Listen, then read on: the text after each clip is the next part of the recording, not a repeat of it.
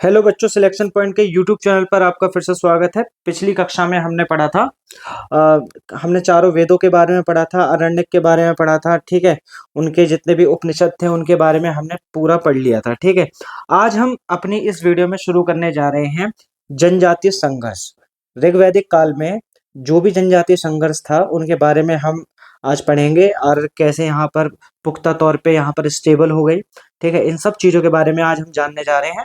लेकिन उससे पहले मैं आपको बस एक ही रिक्वेस्ट करना चाहूँगा कि आप हमारी वीडियो को ज़्यादा से ज़्यादा शेयर करें और हमारे चैनल को सब्सक्राइब करें और अपने दोस्तों के साथ भी इस चीज़ को साझा करें। ठीक है, ताकि हम थोड़ा सा और आगे बढ़ पाएँ।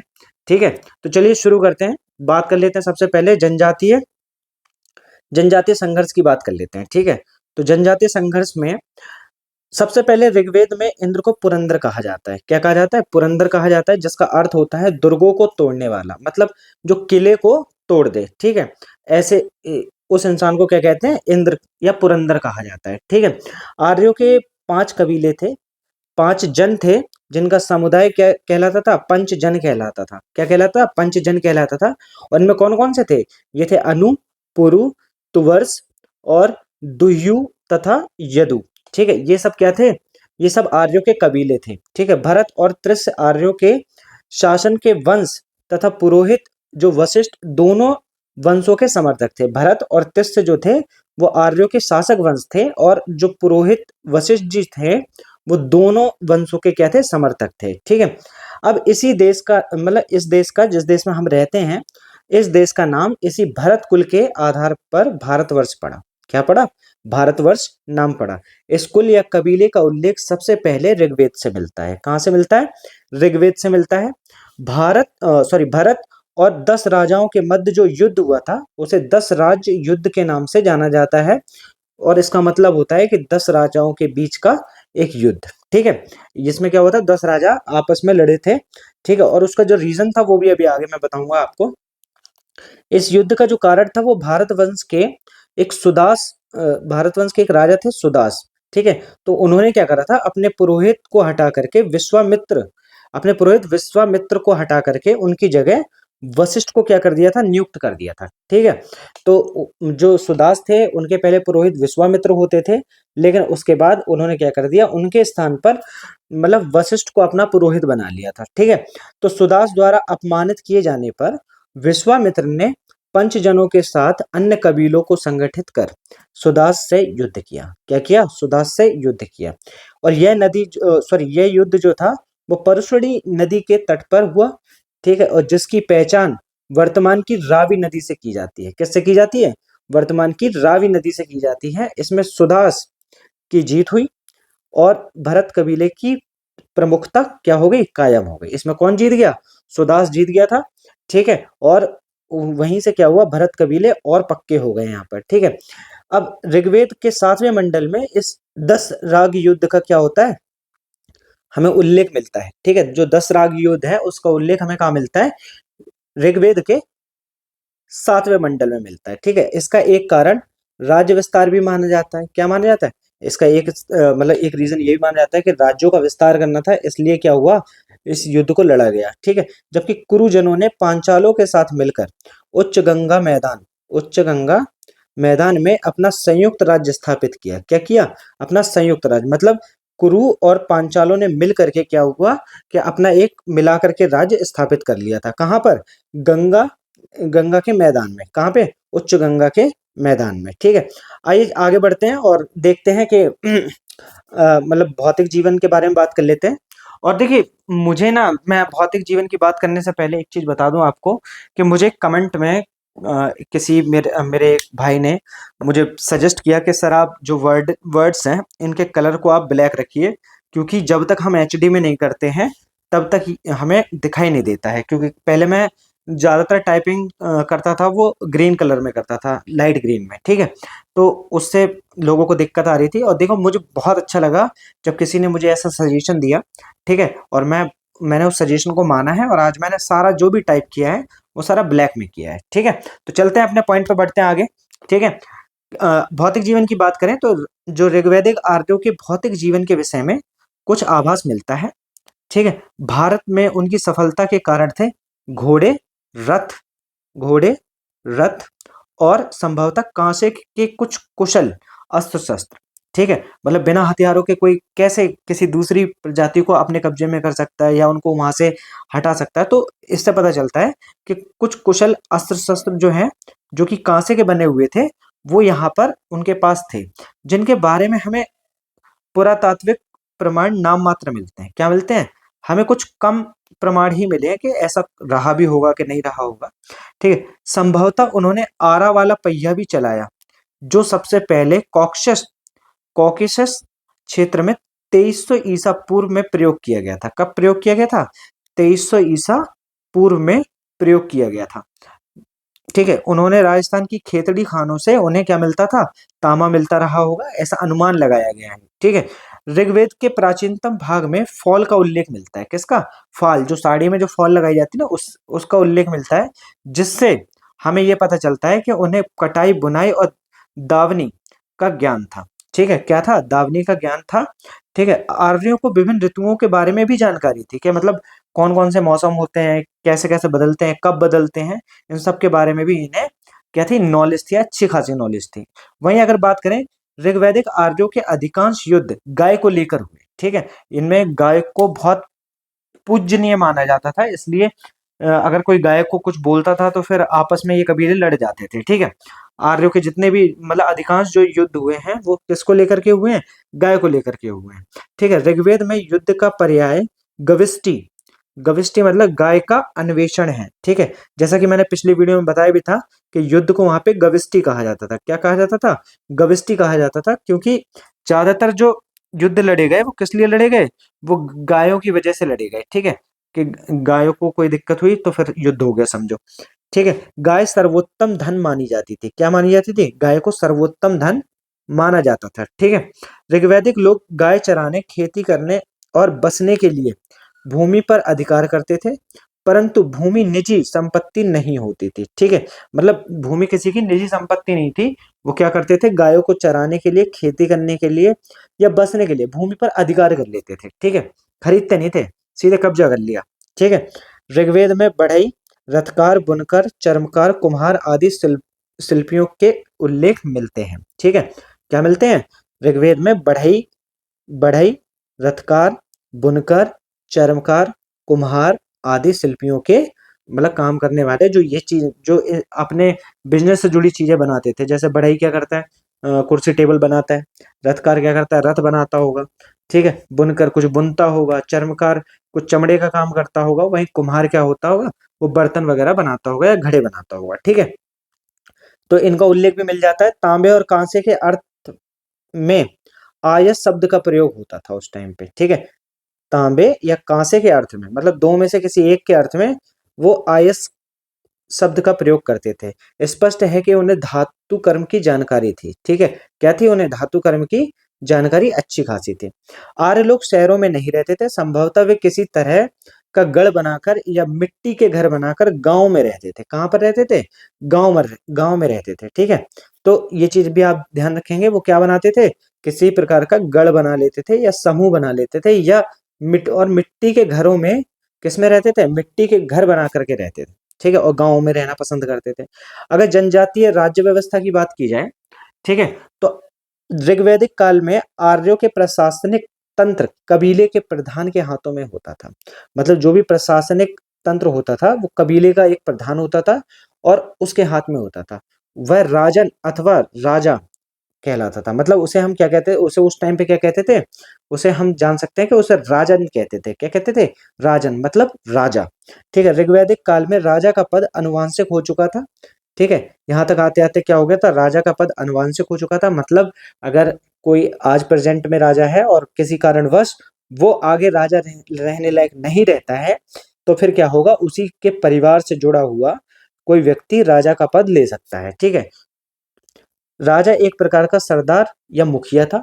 उसके पास असीमित अधिकार नहीं थे, क्योंकि उसे कबीले से सलाह लेनी पड़ती थी। क्या करनी पड़ती थी? सलाह लेनी पड़ती थी। तो देखिए, ये बहुत बढ़िया बात थी कि राजा मतलब राजा सर्वशक्तिमान नहीं था उस टाइम पे। ठीक है, राजा क्या होता था? सरदार है, मुखिया है, लेकिन उसके पास जो अधिकार थे वो सीमित थे। ठीक है। जैसे वो किसी को सजा दे सकता है, लेकिन उसके लिए भी उसे क्या करना है, परामर्श लेना पड़ेगा। ठीक है, तो उसे क्या करना होता था, कबीले से क्या लेनी पड़ती थी, सलाह लेनी पड़ती थी।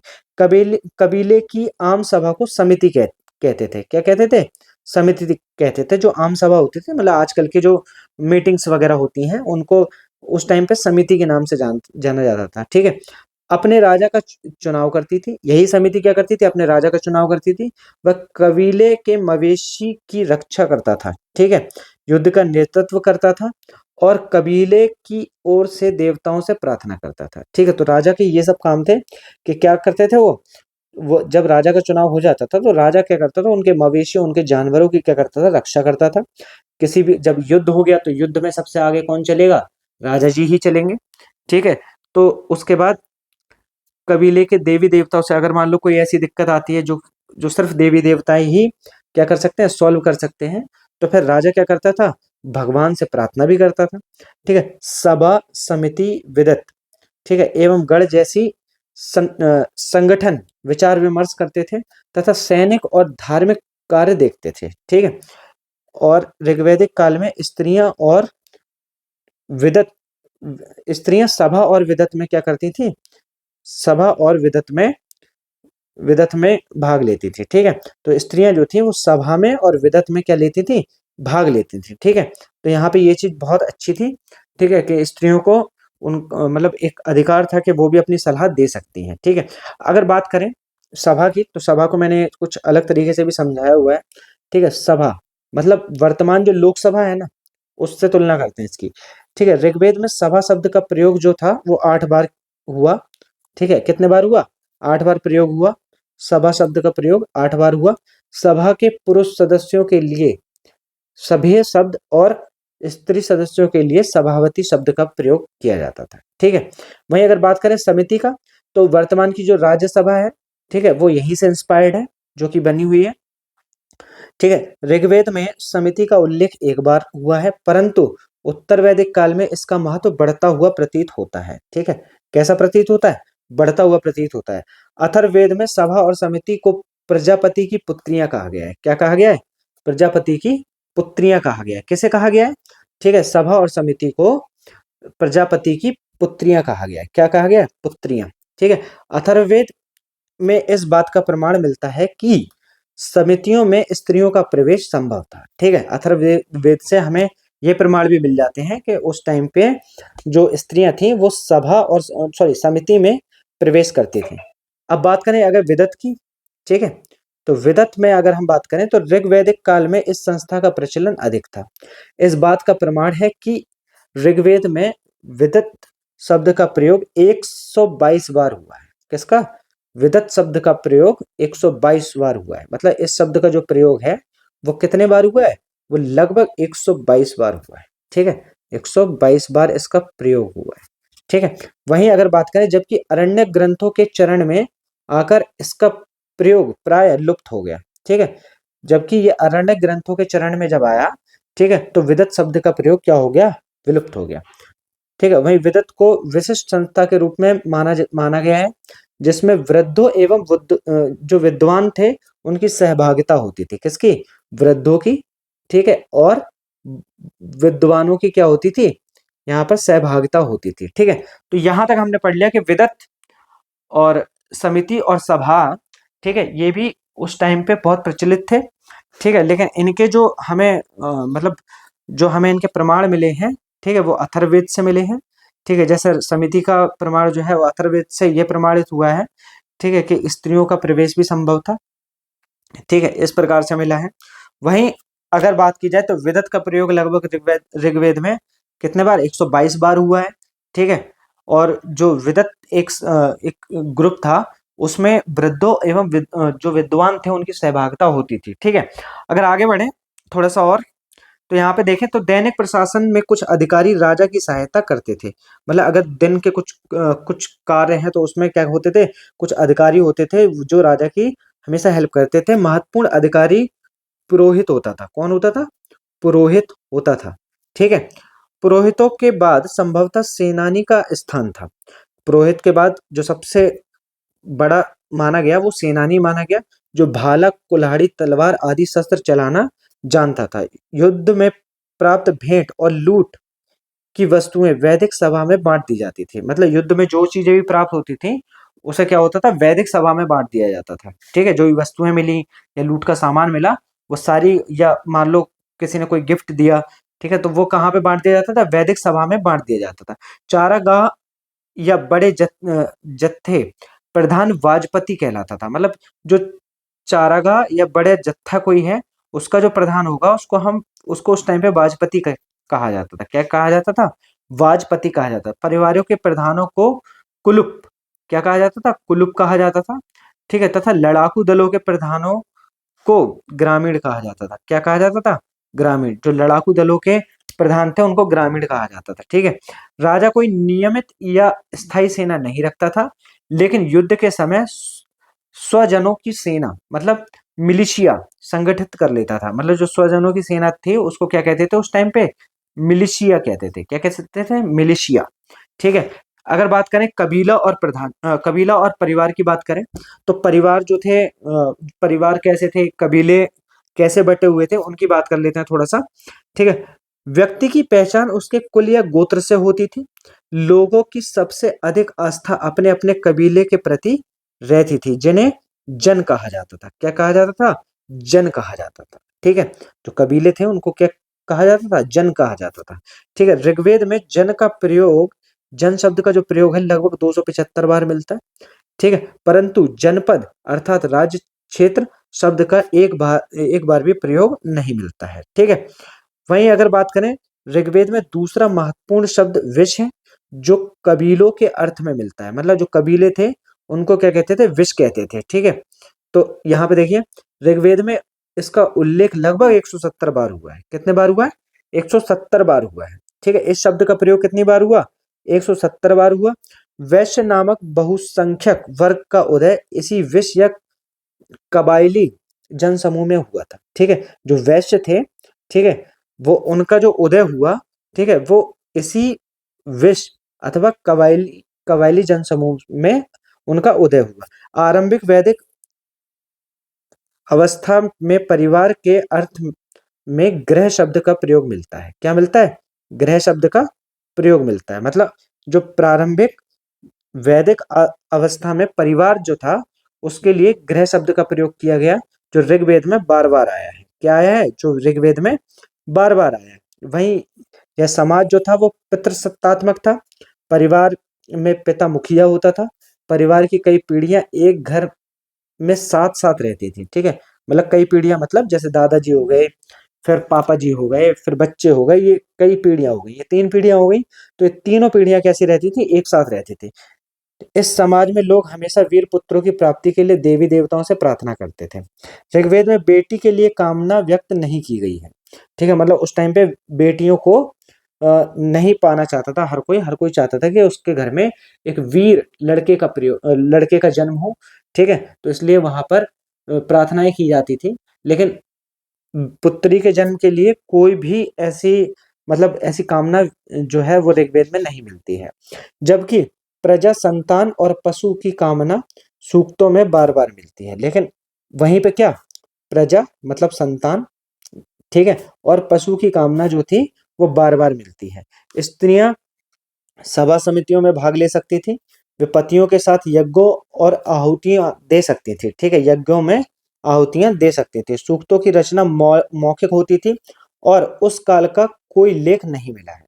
ठीक है, मतलब जो सूक्तों की जो रचना थी वो कैसी होती थी, मौखिक होती थी। ठीक है, जैसे मैंने कोई शायरी पढ़ के सुना दी, ठीक है, तो वो आका सूक्त हो गया। मैंने कुछ अच्छी बात कह दी तो प्रवचन हो गया, लेकिन उसको लिखा नहीं गया कहीं पे भी। ठीक है, तो ये चीजें वहां पर इस तरीके से मिला करती थी। ठीक, ऋग्वेद में नियोग प्रथा और विधवा विवाह का प्रचलन का आभास मिलता है। मतलब उस टाइम पे विधवा विवाह नहीं होता था एवं जो प्रथा थी, ठीक है, उसका आभास मिलता है। मतलब विधवा विवाह का आभास मिलता है। ठीक है, मतलब उस टाइम पे विधवा विवाह कराए जाते थे। बाल विवाह का कोई भी उदाहरण नहीं मिला है। ठीक है, लेकिन बाल विवाह जो था उस टाइम पे नहीं कराया जाता था। ऐसा कोई प्रमाण मिला नहीं है कराया जाता था कि नहीं कराया जाता था। ठीक है, वहीं अगर वैदिक काल में कुछ महत्वपूर्ण शब्द देख ले जिनको क्या कहा जाता था। ठीक है, जैसे उनके ये आधुनिक नाम है। ठीक है, और प्राचीन नाम ये है, ठीक है। मतलब जो प्राचीन काल में कहा जाता था और जो अब कहा जाता है उसको देख लेते हैं।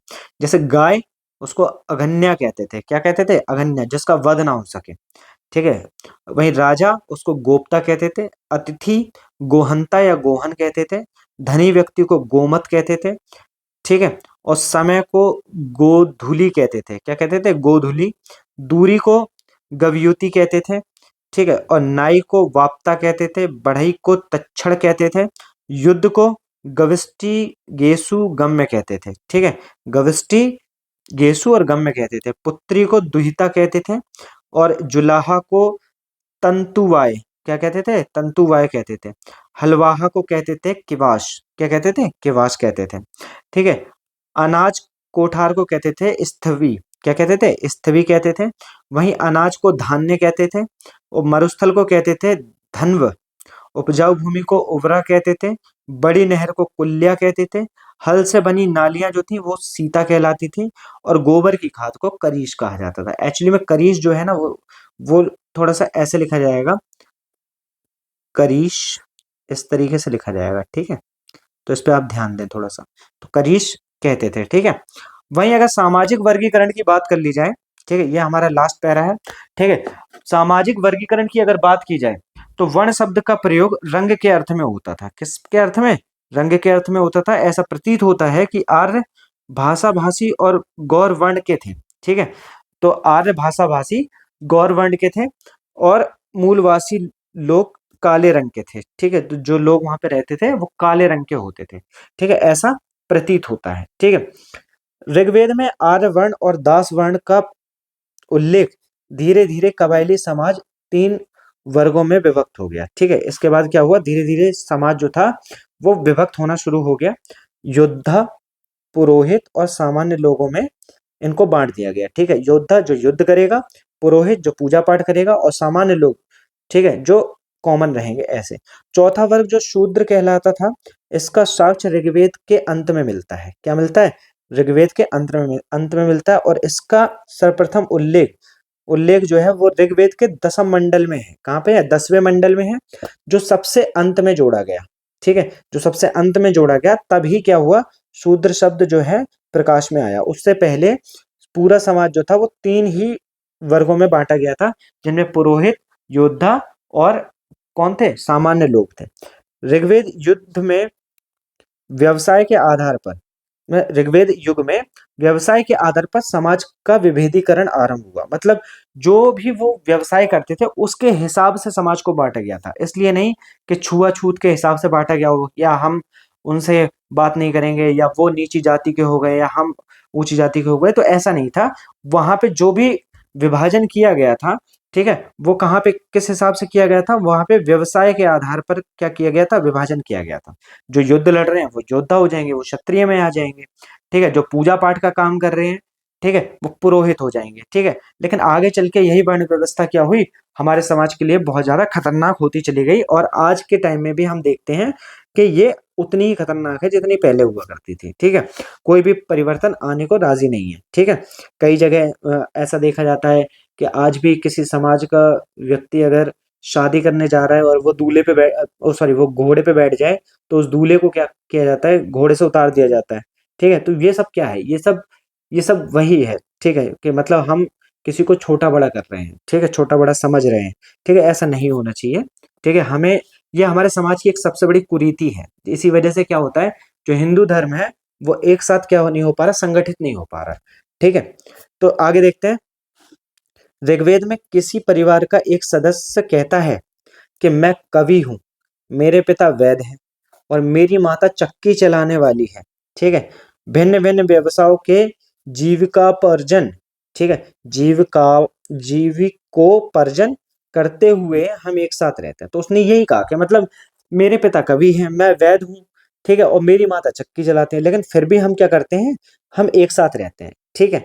तो इसका मतलब ये है कि अब उनके परिवार में ऐसे भेदभाव तो नहीं हो सकता ना कि भाई मेरे पिता अगर वैद्य हैं, ठीक है, या मेरी माता कोई छोटा काम करते तो हम उनको छुएंगे नहीं। ऐसा नहीं हो सकता, ठीक है। बस क्या है कि वहां पे सबके अलग अलग काम होते थे, लोग उसे करते थे, ठीक है। तो जीविका जीविकापो और जो जीविका के लिए उत्सर्जन किया जाता था या कोई काम किया जाता था, ठीक है, तो उसके लिए क्या होता था, वो सब साथ साथ रहते थे, ठीक है। तो यहाँ पे हम समाप्त करते हैं आज के लिए, और कल हम पढ़ेंगे कि ऋग्वैदिक काल में कौन कौन से देवी देवता थे, ठीक है, इनके बारे में कल हम जानकारी लेंगे, ठीक है। तब तक के लिए आप लोग पढ़ते रहिए और हमारे चैनल को सब्सक्राइब करिए, अपने दोस्तों से भी करवाइए, ठीक है, और जितना हो सके लाइक करिए। अगर कोई सजेशन है तो उसे क्या करिए, उसे आप बिल्कुल हमें बताइए कि आप यहाँ पे कोई भी सुधार कर सकते हैं, उसको बिल्कुल इम्प्लीमेंट किया जाएगा। जैसा कि मैंने ये ब्लैक कलर में आज पूरा आप देख पा रहे होंगे, ब्लैक कलर का मैंने भरपूर यूज़ किया है, ताकि किसी भी बच्चे को जो लो क्वालिटी में भी देख रहा है उसे भी इसमें क्या हो, कोई प्रॉब्लम ना हो, ठीक है। तो आप समझ सकते हैं इस चीज़ को, ठीक। तो आज के लिए बस इतना ही, अब मिलेंगे कल अगली वीडियो में, ठीक है। तब तक के लिए अपना ध्यान रखें और पढ़ते रहें।